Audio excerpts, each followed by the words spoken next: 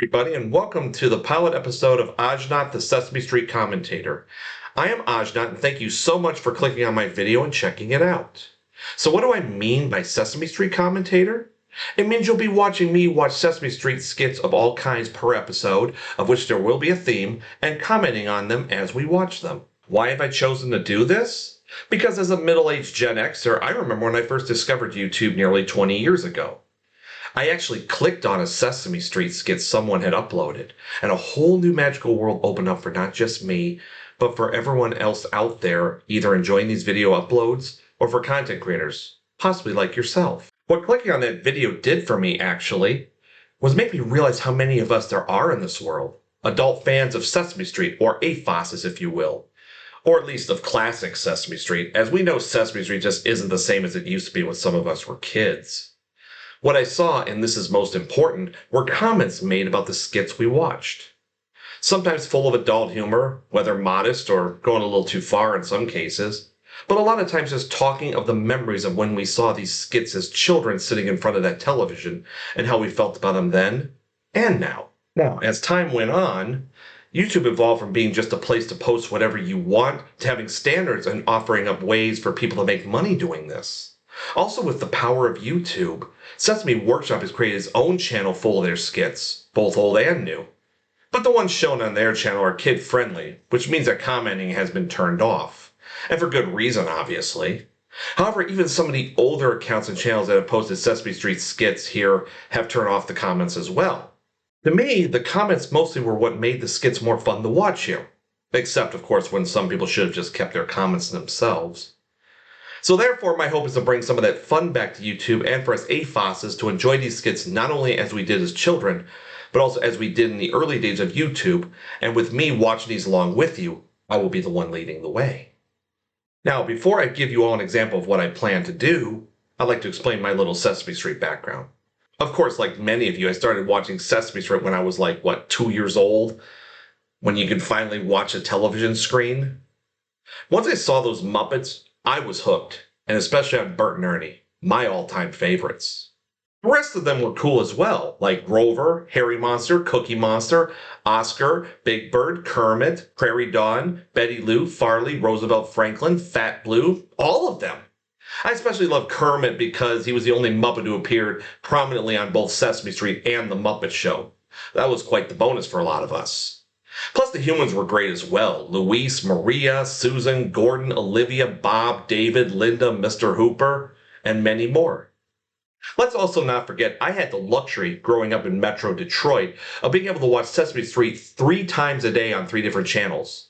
There was our PBS affiliate, WTBS Channel 56.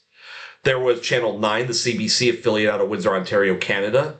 And Channel 32, which was the TV Ontario affiliate out of Windsor, Ontario, Canada, known as TVO today. Which also meant I watched a lot of Canadian Sesame Street skits as well, which you will see in this channel from time to time. Regardless of what channel I watched it on, Sesame Street was wonderful, and it taught us stuff we needed back then, and we sure need today. Anyways, I made my love for Sesame Street known very well throughout my elementary school time, and unfortunately for me, I would cross a line where I was considered too old to watch it and was eventually made fun of for it. Even in the first grade, I was bringing Sesame Street records into class to listen to during lunch recess if we were sure to be indoors. And we didn't use this phrase even as adults back then, but I was often cock-blocked from the record player by a classmate bringing in her own popular records, of which most of the other kids preferred to listen to. For goodness sakes, that same year I told people I was going to go visit Sesame Street during a specific weekend, and I literally bragged that it was going to happen. Well, obviously it didn't, and neither did my so-called plans to go there for the Christmas and New Year's holiday the next year in second grade. Though I didn't brag on it as much, to my credit. In third grade, I was at a point where I probably should have cut it off, at least to some people. My classmates, not being mean that I know of, once brought me a book called The Sesame Street Book of Puzzles while in the library one week, and I willfully borrowed it. They also brought me a book once another week that same year called The Day in the Life of a Television News Reporter, because I had some kind of early interest in that stuff as well. So, I also brought Sesame Street Valentines for Everyone that year, to which people giggled about, but it didn't bother me as much as it probably should have. And one page in our math book had Bert, Ernie, and Cookie Monster in it, which made quite a number of my fellow students laugh that it was my favorite page in the book. Which it probably was, but at that point I'm thinking, this is not a good look for me. In 4th grade, the only thing I remember was how a few students would point out in one of our reading books that there was a story about the Muppets. And they were quietly calling my name in class and pointing to the page that it was on when I'd look. That was also one of my first experiences of having others rile me up to the point that by the time the day came to read the story, I was the only one complaining about it. And nobody said a thing about it to me or about me. How nice of my classmates to do that to me, what do you say? 5th grade was when the you-know-what hit the fan. So much so to the point that I finally made it a point to stop watching Sesame Street, and then stop listening to the records, and also eventually stop reading the books, of which I sold to a used bookstore about a year later. I was finally washing my hands of Sesame Street, which seemed to make it all go away, for at least a year and a half. However, the jokes came right back in middle school from some of the cruel jerks in my class, and between that and even my older brother and his friend making jokes, I all of a sudden completely despised Sesame Street. And I mean just completely despised its very existence. So much so that when there was a commercial once on our TV for a special on the 20th anniversary of Sesame Street, I was literally giving the finger to the TV screen right in front of my parents, which I was allowed to do back then. Surprise, surprise. But my mother got angry and asked why I was doing that because it was such a part of my youth, or whatever. As time went on, I started slowly opening that door back up. By the time high school came around, I had a couple of friends whom I could talk about Sesame Street with and laugh about stuff that we saw there back in the day.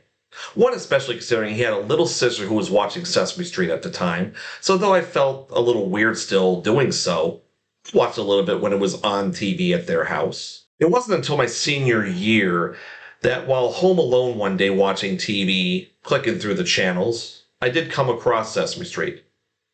Now, based on the past, I clicked off it right away. But then I clicked back to it. Then I clicked off it. Then I clicked back. I clicked off again. But then I thought to myself, you're home alone, nobody's watching, nobody cares. And I clicked right back and finished up the show. That's when I knew I had fully gotten over it, and I went on from there. I could tell you more, but I've probably bored you all to death with this, so let's get to the point. I am going to watch along with you the first Sesame Street skit I ever saw on YouTube. It's the skit that spells out eel, with the cartoon eel coming to eat the letters one by one, first the L, then the middle E, but then the first E eats him. Let's show you all how this is supposed to look. Here we go. First E. E. There comes the second E. E. L. L. Eel. There he is. Oh, that face. Jump, jump, jump, jump, jump. L. Jump, jump, Second E. jump, About to eat that first E. First E's like, not so fast, pal. jump, jump, jump, jump, jump, jump, jump, jump, jump. E. Now, of course, like all people who get started doing YouTube with an idea, this, of course, should improve over time. But you can see where I'm going to comment like many of you did. Also, there is plans for this particular video to be my description for every episodic post I make here, so you can come back and see how this all got started and hear my story. Plus, you can eventually see where I was to see and know where I've gone to. That being said, thank you for sticking to the end of this video. If you want to watch the video we watched unabated, the link to the video is in my description as well. Please like this video if you did, share this video with your friends, comment if you want to, and if you want to be along for the ride, by all means subscribe to the channel if you're not already, and hit that notification bell as well so you never miss a new episode. Also, you can click on my X link to follow me there for any announcements of new videos or anything else I have on my mind. Have a great day and be kind to one another.